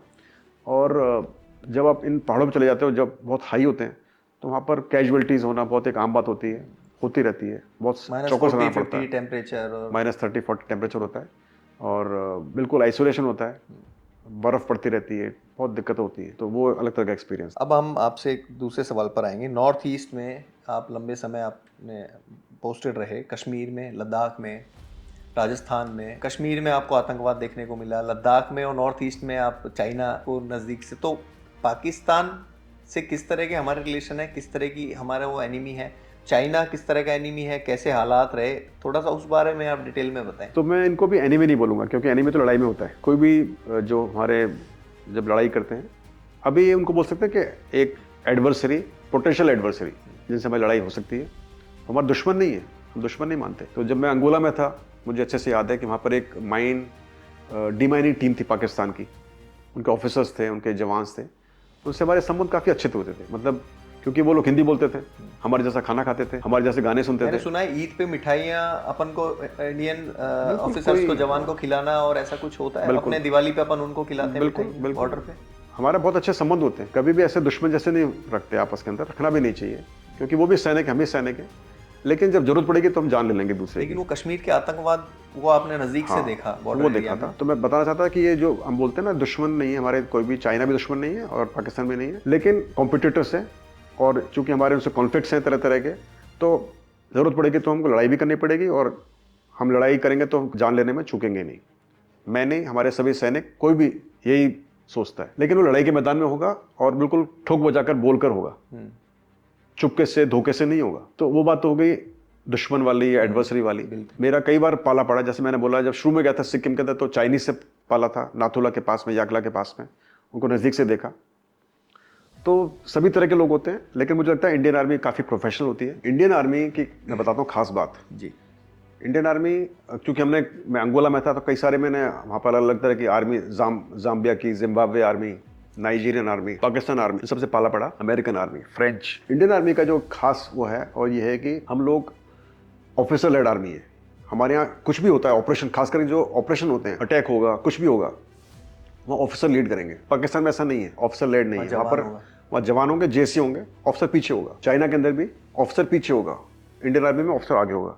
ऑफिसर दिमाग होता है अपने टीम का। उसी वजह से हमारे जो आर्मी होती है बहुत प्रोफेशनल होती है, अच्छा काम कर पाती है, जोश आता है कि सीनियर आ गए हैं। हमारा जो ये ऑफिसर लेड आर्मी का जो बेसिस है वो ये है लीडर लेड आर्मी। आप कह दीजिए लीडर आगे होगा तभी तो आपको लोग फॉलो करेंगे, यदि लीडर ही पीछे होगा तो किसको फॉलो करोगे आप। और आगे का मतलब है आपको जोखिम में जान डालनी पड़ेगी, अपनी रिस्क लेनी पड़ेगी, जिम्मेवारी लेनी पड़ेगी, अकाउंटेबिलिटी होगी। यदि आप पीछे हो गए और कहीं रास्ता खो गया तो आप बोलोगे आगे वाले ने खो दिया, मेरी जिम्मेवारी नहीं है। नहीं, आगे होना पड़ेगा आपको। इसलिए कुछ कर पाना है लाइफ में, आपको लीड करना पड़ेगा। आप पीछे होकर काम नहीं करा सकते हो, रिस्क लेनी पड़ेगी, जिम्मेवारी उठानी पड़ेगी, अकाउंटेबिलिटी के लिए तैयार रहना पड़ेगा, लोगों की बातों को सुनने के लिए तैयार रहना पड़ेगा। ये नहीं कि आप चाहें कि आप लीड करना चाहते हैं, आपको सब कुछ बड़ा भी जिम्मेवारी भी चाहिए, बहुत बड़ा पद भी चाहिए, सब कुछ चाहिए, लेकिन मुझे कोई बोलने वाला नहीं होना चाहिए, ऐसा नहीं होगा। सब तैयार रहना पड़ेगा। तो बोलते हैं ना ब्रिक्स एंड बुकेस, दोनों के लिए, ब्रिक बैट्स एंड बुके, यानी कि आपको गुलदस्ते भी मिलेंगे और आपको ईंटें भी खाने को मिलेंगी, तो वो तैयार होना पड़ेगा। अपनी इंडियन आर्मी का ये एक है इंडियन आर्मी के अंदर कि हमारे ऑफिसर लेड आर्मी होती है। जहाँ भी कहीं जोखिम होता है ऑफिसर आगे जाता है, ऑपरेशंस के अंदर भी। तभी आपने देखा कारगिल जब युद्ध हुआ था उसमें हमारे ऑफिसर्स की कितनी ज़्यादा कैजुअलिटीज हुई थी, यंग ऑफिसर्स की। तो ये हमारी एक खास बात होती है। तो आप मुझे पूछ रहे थे कि आपका जो एक्सपीरियंस रहा with Pakistan and with China, तो यही था कि जो हमारे एक्सपीरियंस था वो ये थे कि हमारी जो आर्मी है वो काफ़ी ज़्यादा प्रोफेशनल है। हमारे जवान भी बहुत अच्छे होते हैं। हमारे जो जवान होते हैं, मैंने बहुत सारे जवान देखे जो सोल्जर्स थे अलग अलग आर्मीज़ के। जब मैं अंगोला में था, हमारे जवान इतने बेस्ट होते हैं। और ये आमतौर पे ना लोग बोल देते हैं जाट, राजपूत, मराठा, आपस में कंपेयर करते रहते हैं। At the core of your heart सब एक से होते हैं। और खासकर मैं ये कह सकता हूँ कि जो गाँव के हमारे होते हैं सोल्जर्स, वो ज़्यादा अच्छे होते हैं बनस्पत शहरों के, क्योंकि वो शहर के लोग इतने ज़्यादा टफ नहीं होते, इतने ज़्यादा दिलदार नहीं होते हैं, जज्बा होता है उन लोगों, दिलदार भी नहीं होते। हमारे गांव के जवान होते हैं, हमारे जो जिनका ग्रामीण जो बैकग्राउंड आते हैं, वो दिल से भी अच्छे होते हैं, काम करने के लिए अच्छे होते हैं, सादे भी होते हैं और ज़्यादा वो डिफरेंस नहीं करते। शहर वाले होते हैं, देश की सेवा मकसद होता है। शहर वाले ज़्यादा चतुर होते हैं, चालाकी करते हैं। ये नहीं कि खराब होते हैं, पर थोड़ा सा डिफरेंस ये होता है। तो मैंने देखा कि आमतौर पर हमारे सारे जवान, हमारे जो मैक्सिमम जो हमारे जवान होते हैं वो रूरल बैकग्राउंड से आते हैं, ग्रामीण परिवेश से आते हैं, इसलिए हमारे बहुत अच्छे होते हैं। और इसी वजह से इंडियन आर्मी का नाम है। यूनाइटेड नेशन के अंदर हमारी जो आर्मी की जो बटालियन जाती है उसका नाम होता है। आप कुछ भी टास्क दे दो इंडियन आर्मी को, हमारी बटालियन को, वो बिल्कुल आसान से कर देगी।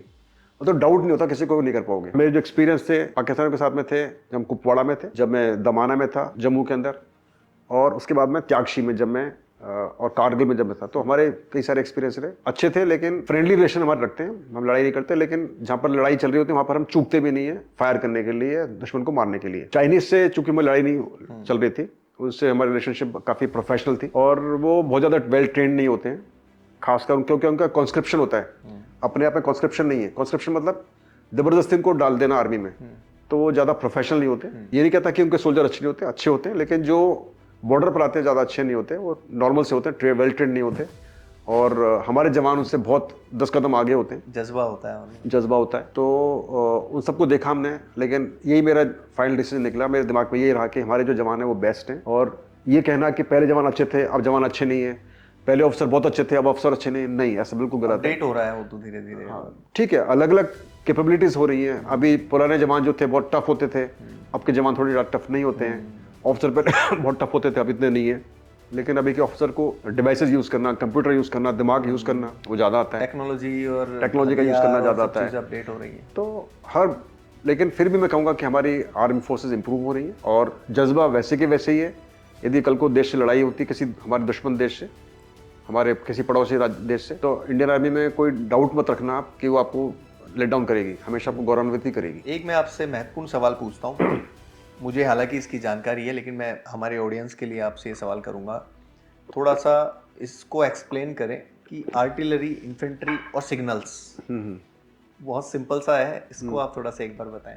तो आर्मी के अंदर अलग अलग ब्रांचेस होती हैं। आर्मी के अंदर एक तो होती है कॉम्बैट आर्म्स, उसका ऐसे बांट सकते हैं आर्मी के अंदर, कॉम्बैट आर्म्स, फिर कॉम्बैट सपोर्ट आर्म्स और फिर सर्विसेज। ये 3 भागों में बांटे जा सकती है। कॉम्बैट आर्म्स वो होती हैं, उसमें होती है इन्फेंट्री, मैकेनाइज्ड इन्फेंट्री और आर्मर्ड कोर। ये 3 जो हैं तरह की जो ब्रांचेस हैं, ये लड़ाई के अंदर डायरेक्ट दुश्मन से लोहा लेती हैं। इन्फेंट्री के जवान होते हैं, पैदल सेना होती है, वो पैदल सेना जाकर लड़ती है दुश्मन से और हैंड टू हैंड फाइट करती है। आर्मर्ड कोर वाले टैंक्स का इस्तेमाल करते हैं। और मैकेनाइज्ड इन्फेंट्री एक हाइब्रिड मोड होता है, जो कि आर्मर्ड पर्सनल कैरियर या इंटीग्रेटेड कॉम्बैट व्हीकल में जाती है और दुश्मन से लोहा लेती है। ये बिल्कुल दुश्मन के फेस टू फेस लड़ाई होती है तीनों की, आर्मर्ड कोर, मैकेनाइज्ड इन्फेंट्री और इन्फेंट्री। उसके बाद होता है कॉम्बैट सपोर्ट आर्म्स। तो कॉम्बैट सपोर्ट आर्म्स में होता है आर्टिलरी, इंजीनियर्स, एयर डिफेंस, ये जो सर्विस होती है, और इवन सिग्नल्स। ये कॉम्बैट सपोर्ट करती है, यानी कि जो आगे लड़ाई कर रहे होते हैं इन्फेंट्री, आर्मर्ड कोर और मैकेनाइज्ड इन्फेंट्री, उनको सपोर्ट करती हैं। इंजीनियर्स ब्रिज बनाएंगे, माइंस ले करवाएंगे, माइंस डीमाइनिंग कराएंगे और कई सारे तरह के ऑपरेशन करेंगे, सिग्नल्स कम्युनिकेशंस करेंगे, और उसके बाद में आर्टिलरी वाले उनको आर्टिलरी सपोर्ट देंगे जो कि दूर से दिया जाता है। मगर ये भी कहना चाहूँगा कि ये हमको लगता है कि पीछे से लड़ाई करते हैं, लेकिन उनको पास भी उतना ही खतरा बना होता है, उनकी लाइफ भी उतनी जोखिम में होती है जितने की इन्फेंट्री, आर्मर्ड कोर और मैकेनाइज्ड इन्फेंट्री की, थोड़ा सा कम, शेडलेस। उसके बाद नेक्स्ट होता है आपका सपोर्ट सर्विसेज, जैसे कि हमारी ASC होती है, army supply service corps, ordnance corps, AMC, mechanical corps, इस तरह की हमारी कई तरह की सर्विसेज होती हैं, रेमाउंट एंड वेटनरी कोर, जो कि इस पूरे जो हम लड़ाई करते हैं, लड़ाई को आप बिना संसाधन के नहीं लड़ सकते हैं। आपको अम्युनिशन भी चाहिए, बारूद भी चाहिए, खाना पीना भी चाहिए, गाड़ी चाहिए, व्हीकल चाहिए, सब कुछ सामान चाहिए, फ्यूल चाहिए, ये सब के सब जो सर्विसेज मुहैया कराती है उनके आधार पर लड़ाई करते हैं। और ऐसा नहीं है कि उनकी भी कैजुअलिटीज होती, वो भी उतना ही रिस्क रहता है, थोड़ा सा कम। मैक्सिमम रिस्क होता है कॉम्बैट आर्म्स को, फिर कॉम्बैट सपोर्ट आर्म्स को, और फिर उसके बाद में सपोर्ट सर्विसेज को। तो इस तरह से पूरा इसका विभाजन किया हुआ है। 2020 में आपका रिटायरमेंट हुआ। रिटायरमेंट के बाद मुझे जितनी जानकारी है, आप सर्विस से पहले एनसीसी से जुड़ाव रहा, उसके बाद आप एनसीसी में एडीजी लगे, और उसके बाद फिर आप एनसीसी से रिलेटेड आपको कहीं कोई महत्वपूर्ण पद दिया गया। उस बारे में आप एक्सप्लेन करें, थोड़ी जानकारी दें रिव्यू कमेटी के बारे में, और थोड़ा सा उस बारे में प्रकाश रखें। रिटायरमेंट के बाद तो पद कोई नहीं मिलता है, लेकिन हाँ ये है कि जरूर एक मुझे बहुत महत्वपूर्ण एक टास्क दिया गया। 2021 के अंदर मिनिस्टर ऑफ डिफेंस ने एक कमेटी का गठन किया, जो कि हाई पावर्ड कमेटी थी एक्सपर्ट्स की, और उनका टास्क था कि एनसीसी का रिव्यू किया जाए, क्योंकि प्रधानमंत्री जी भी एनसीसी कैडेट रह चुके हैं और वो चाहते थे कि एनसीसी को और भी सशक्त किया जाए और भी अच्छा किया जाए। तो उन्होंने टास्क मिनिस्टर ऑफ डिफेंस को दिया, और मिनिस्टर ऑफ डिफेंस ने एक कमेटी बनाई जिसमें बीजेपी के वाइस प्रेसिडेंट जय पांडा साहब उसके चेयरमैन थे, मेरे ख्याल से विनय सरसबुद्धे साहब थे उसमें एक मेंबर, मैं था, राज्यवर्धन राठौड़ साहब थे, महेंद्र धोनी साहब थे, आनंद महिंद्रा साहब जो कि महिंद्रा मोटर्स के उसके जो ओनर हैं वो थे, नजमा हैदर जी हमारे जो वाइस चांसलर हैं जामिया की, वो उसमें थी, और बहुत सारे 5-6 लोग और थे जो कि आर्मी से सिर्फ मैं अकेला था। राज्यवर्धन राठौड़ साहब भी आर्मी के हैं पुराने, तो लेकिन वो उस समय एक मिनिस्टर मेंबर ऑफ पार्लियामेंट थे, वो थे। तो लगभग 1 साल भर तक हम लोगों ने इस पर काम किया, और चूंकि मैं एनसीसी में रह चुका था एज एडीजी एनसीसी, तो मेरे को ज़्यादा काम करना पड़ा और करना चाहता था मैं, और मैंने किया। एक तरह से मैं उसका पूरा एक धुरी की तरह से काम कर रहा था, और हमने साल भर प्रयास करके, काफ़ी विजिट करके, इंटरेक्शन करके, कैडेट से, इंस्ट्रक्टर से, आर्म फोर्सेस के लोगों से, सबसे कर आके फिर हमने उसकी एक रिपोर्ट बना के प्रधानमंत्री जी को पेश की, और उसके बाद में फिर उस रिपोर्ट को जब अप्रूव हो गई, तो फिर उसके ऊपर अभी मिनिस्टर ऑफ डिफेंस, एनसीसी उसको इम्प्लीमेंट कर रहे हैं पिछले कुछ सालों से। तो ये एक मुझे एक अच्छा एक्सपीरियंस रहा, उसमें काफ़ी लोगों से मुझे मिलना को मौका मिला, और जो भी मैंने कुछ सीखा था एनसीसी के टेन्योर के अंदर और एज ए एनसीसी कैडेट, उसको मैं वहाँ पर कॉन्ट्रीब्यूट कर पाया। और खासकर जो पॉलिटिशियंस हैं उनसे मिलने का मुझे मौका मिला, जो हमारे ये इंडस्ट्रियलिस्ट हैं आनंद महिंद्रा साहब, उनसे सीखने का मौका मिला, धोनी जी सीखने का मौका मिला, जो हमारे वाइस चांसलर हैं, इन सबसे जो इंटरेक्शन होता है काफ़ी सीखने का मौका मिलता है। और मुझे खुशी है कि मैं उस कमेटी के अंदर कुछ अपना पॉजिटिव कंट्रीब्यूशन कर सका, और शायद इससे एनसीसी सशक्त हो पाए, बेहतर हो पाए। सबसे महत्वपूर्ण सवाल मैं आपसे करूंगा, आपको 17 अगस्त 2023 को राजस्थान कर्मचारी चयन बोर्ड का अध्यक्ष बनाया गया, जो कि बहुत महत्वपूर्ण जिम्मेदारी थी। वो उस स्थिति में थी कि राजस्थान पूरी तरह, ऐसा कहने में कोई बुराई नहीं होगी, कि बदनाम हो चुका था, जहां परीक्षाएं बच्चे युवा दे रहे थे, युवाओं को ओवर एज होने का भी एक वो था, और परीक्षाएं लीक हो रही थी, और सरकार पूरी तरह से विफल साबित हो रही थी, कांग्रेस की सरकार थी। और उस जगह पर जहां रिटायर्ड आईएएस आईपीएस ही उस पोस्ट पर होते थे, पहली बार ऐसा हुआ कि किसी फौजी सैन्य अफसर को उस पद पर बिठाया गया, क्योंकि वो ईमानदारी से काम करेंगे, उन्होंने देश के लिए काम किया है, उन्होंने 39 ईयर्स अपने देश को दिए हैं। आप किस तरह से पेपर लीक पर लगाम लगा पाएंगे, किस तरह से ट्रांसपेरेंसी रख पाएंगे, किस तरह से आप, क्या कुछ प्लान आपने सोचा है, क्या आपने अब तक, मैं सभी चीज़ों को एक उसमें समावेश कर रहा हूँ, फिर आपको इसका बताना है, एक्सप्लेन करना है कि आलोक साहब, जब से आप आए हैं कितनी भर्तियां हुई हैं नहीं हुई हैं, क्योंकि आपको इलेक्शन भी देखने पड़े थे 2-2, उस बीच में कितनी भर्तियां हुई हैं, क्या वो सफल हुई हैं, और आगे आपका क्या प्लान है युवाओं के लेकर, जो कि बहुत गंभीर मुद्दा है। आप इसको सारी चीज़ों को एक अपने उसमें समावेश करके बताएं। तो थैंक यू, आपने ये सवाल मुझसे पूछा दिवाकर। तो ये सवाल बताने से पहले बताना चाहूँगा कि पता नहीं कैसे मुझे इस बात का बड़ा शौक था, मन था कि मैं राज्य में सेवा करूँ, और मैं 2018 से ही सोच रहा था कि मुझे ऐसा कुछ मौका मिले कि अपने राज्य में मैं सेवा दे पाऊँ। हालांकि वो हो नहीं पाया, और फिर मैंने एक एनजीओ स्टार्ट किया और मैंने अपने राज्य के अंदर ही पेड़ लगाने शुरू किए। एक हमने बनाया था एनजीओ, यूनिग्लोब डेवलपमेंट फाउंडेशन। उसके माध्यम से हम करीबन हमने अभी पिछले 2 साल में लगभग 50,000 पौधे लगा चुके हैं ऑल ओवर राजस्थान, कुछ दिल्ली में भी, लेकिन मोस्टली इन राजस्थान। तो जब ये सब चल रहा था उस समय फिर मैंने सोचा था मुझे ऐसा कोई मौका मिलना चाहिए कि मैं काफ़ी लाखों लोगों के लिए काम कर सकूं। मुझे नहीं पता था कि मुझे ये वाला मौका मिलने वाला है। अचानक मुझे फ़ोन आया और फिर थैंक्स टू गहलोत साहब, उन्होंने मुझे मौका दिया, मेरे पे भरोसा जताया, मुझे विश्वास किया और ये मौका दे दिया। तो ये कहना भी गलत होगा कि काफ़ी हालत ख़राब थी। और कर्मचारी चयन बोर्ड का अच्छा एक रेपुटेशन है।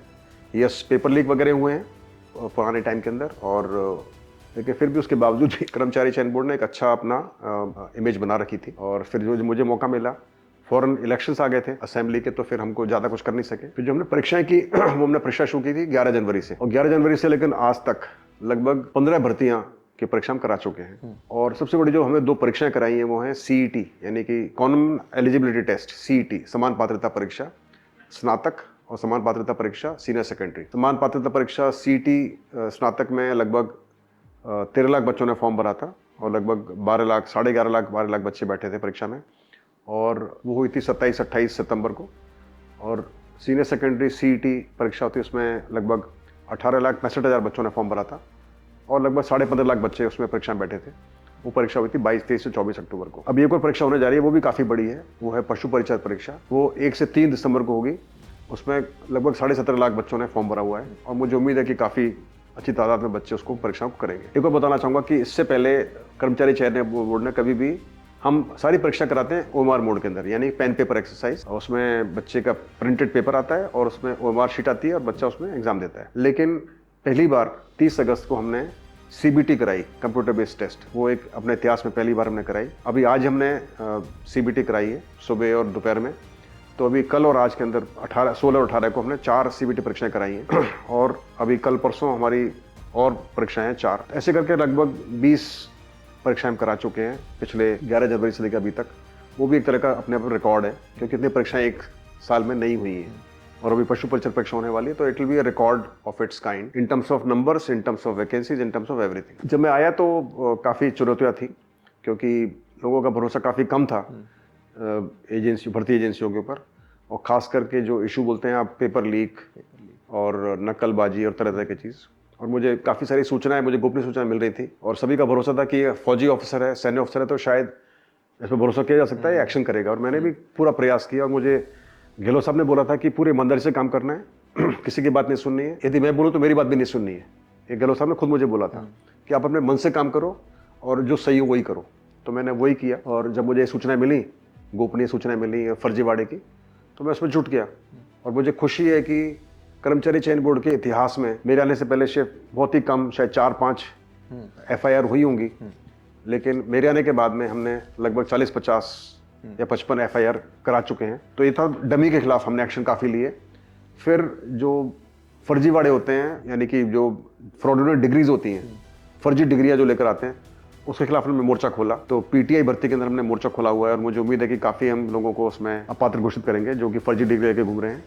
और फायरमैन एग्जाम होता है, उसके अंदर भी हमने कई सारे बच्चों का अपात्र घोषित किया है। तो हमारा प्रयास है, जो फर्जी डिग्री लेकर लोग घूमते हैं, तो शुरू से चलें तो एग्जाम जब होता है तो डमी, जो लोग डमी का इस्तेमाल करके पास करते हैं, उस पर हमने काफ़ी बड़ी सफलता हासिल की है।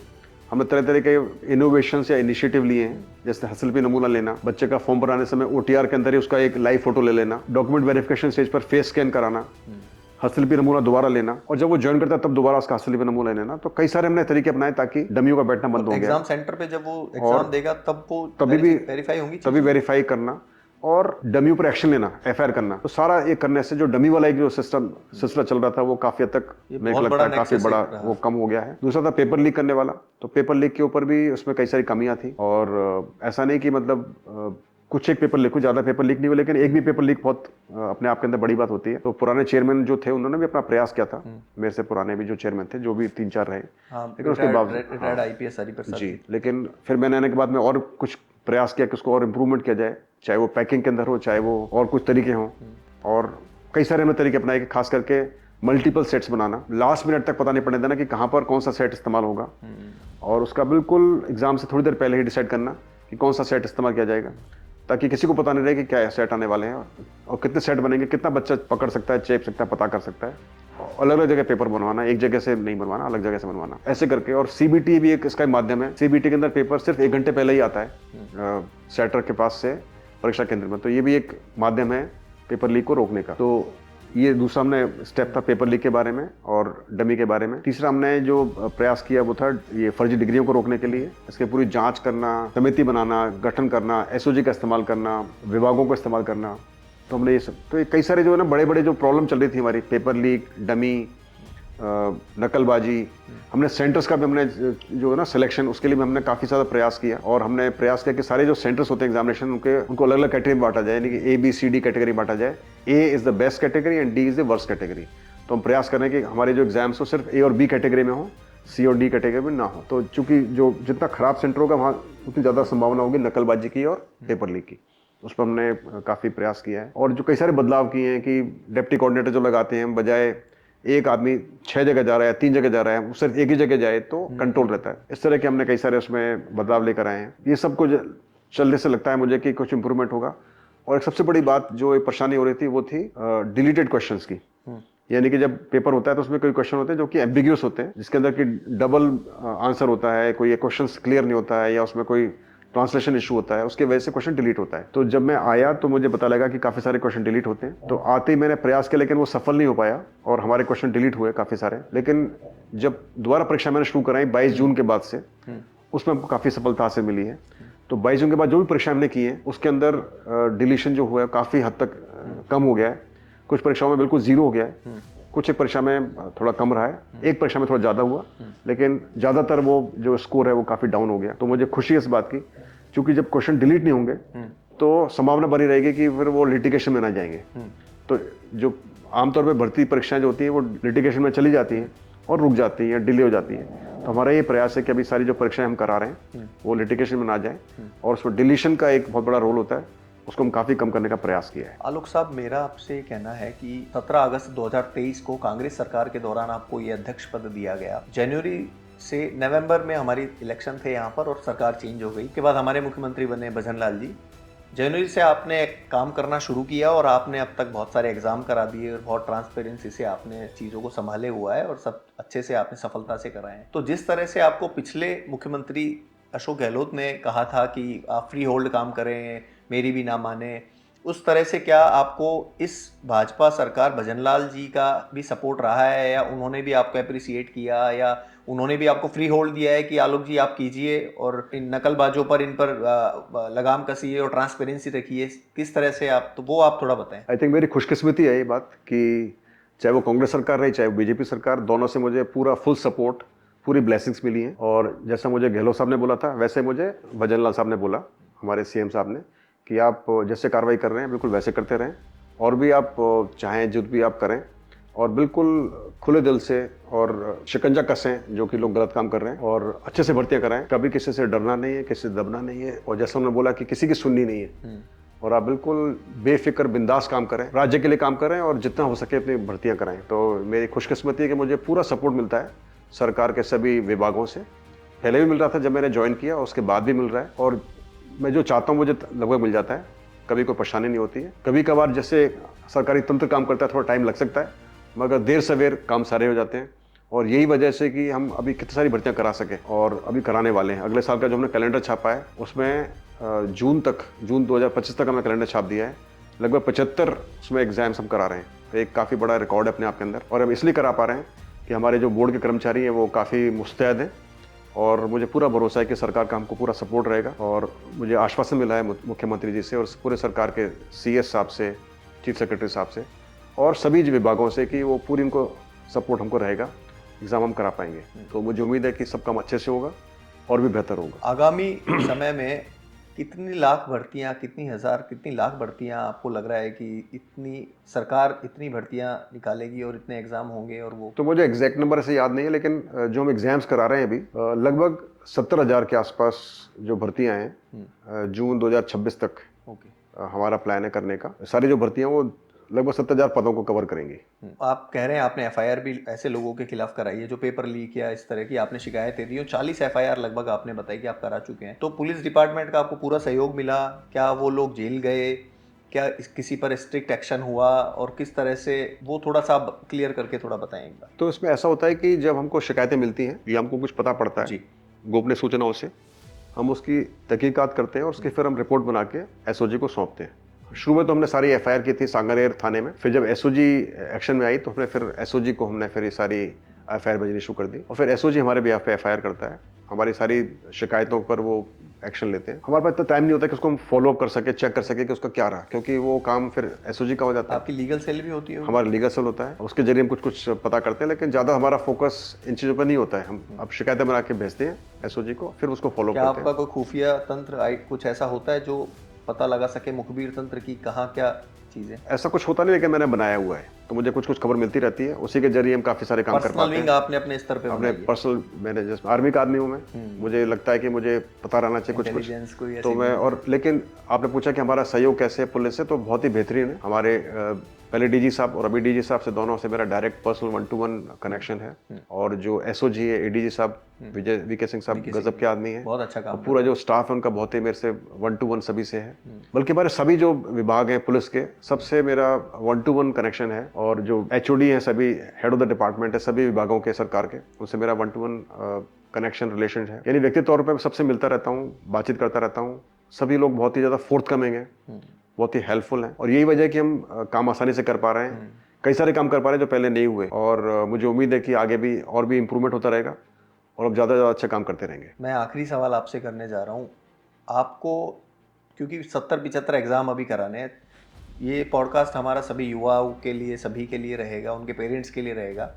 आपको याद हो आने वाले आगामी परीक्षाओं के नाम या कुछ चीज़ें बता सकें आपकी, कौन कौन सी परीक्षाएं हम आगे कराने जा रहे हैं, जिससे वो एनरोल कर सकें? और हाँ, नहीं, वो तो आपको आवश्यकता नहीं होगी बताने की, क्योंकि मैंने काफ़ी ट्वीट किया हुआ है, सोशल मैं मीडिया पे एक्टिव हैं सभी, हाँ, सोशल मीडिया पे एक्टिव हूँ, अपने सभी पत्रिकाओं में, सभी मीडिया के अंदर ये काफ़ी उसको पब्लिसाइज किया गया है।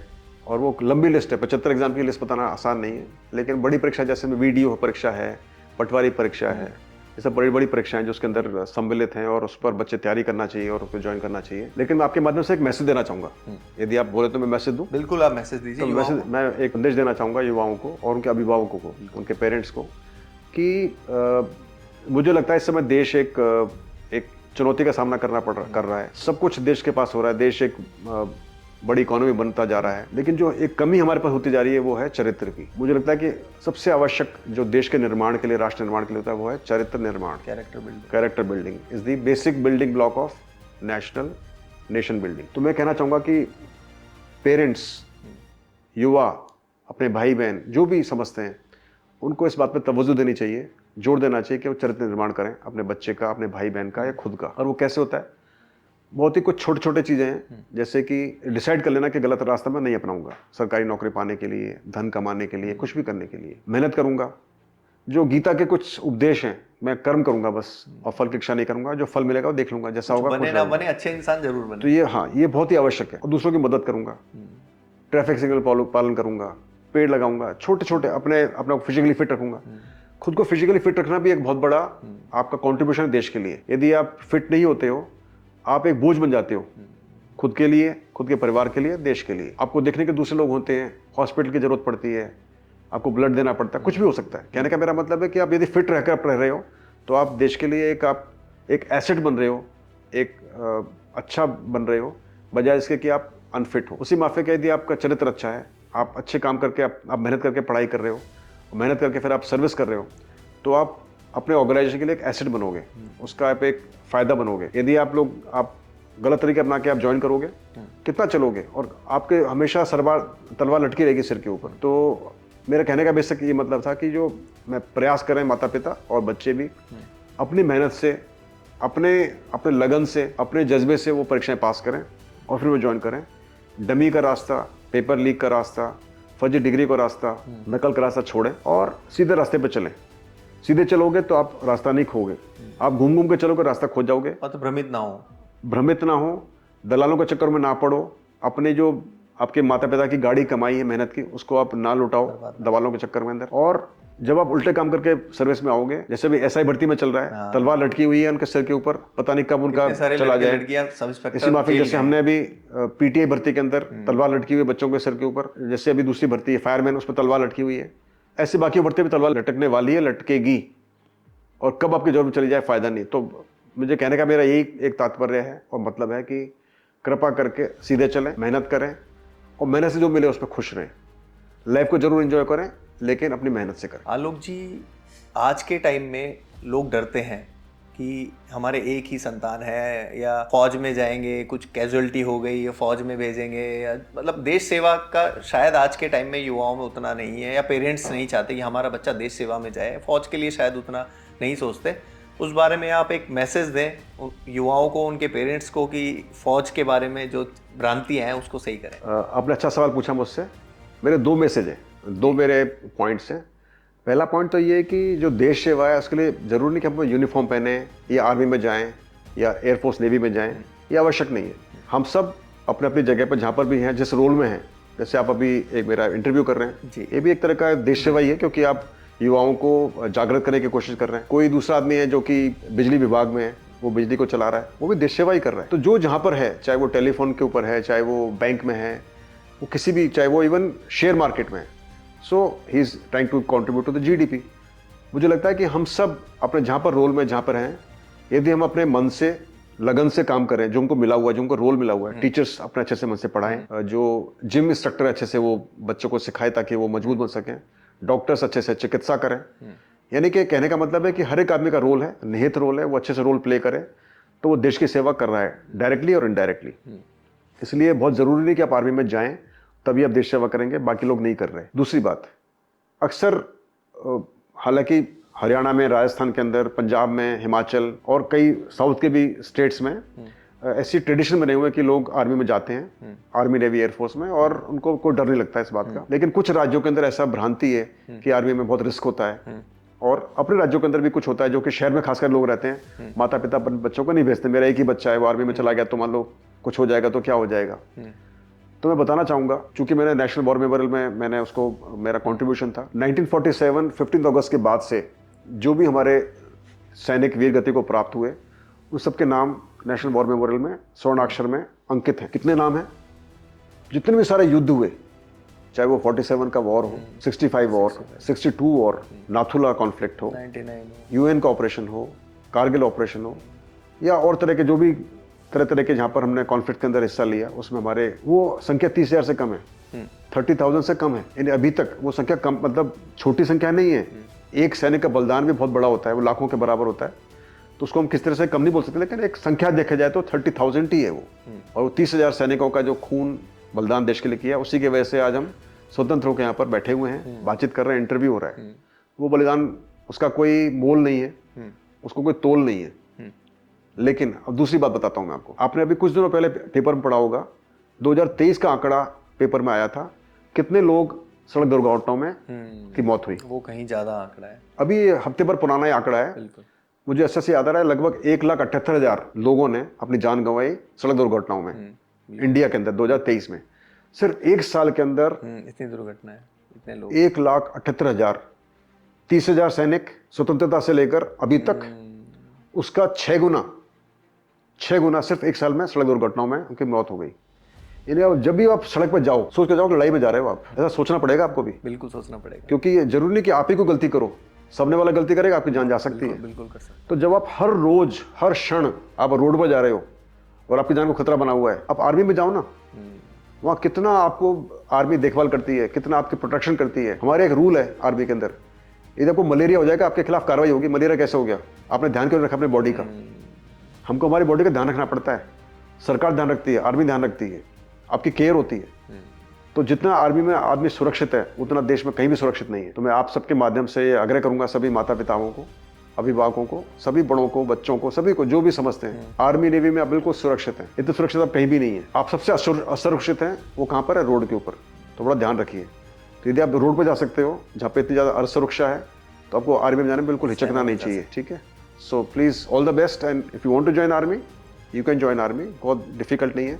एक बात और, बहुत सारे बच्चे ट्राई करते हैं आर्मी में जाने के लिए, उनका सिलेक्शन नहीं हो पाता है, वो बहुत क्या बोलते हैं उसको, दुखी हो जाते हैं, परेशान हो जाते हैं कि हमारा सिलेक्शन नहीं हुआ। तो जरूरी नहीं सारे आदमी का सिलेक्शन आर्मी में हो, क्योंकि आर्मी की एक स्पेसिफिक रिक्वायरमेंट्स है, मेडिकल रिक्वायरमेंट्स, दूसरी रिक्वायरमेंट्स।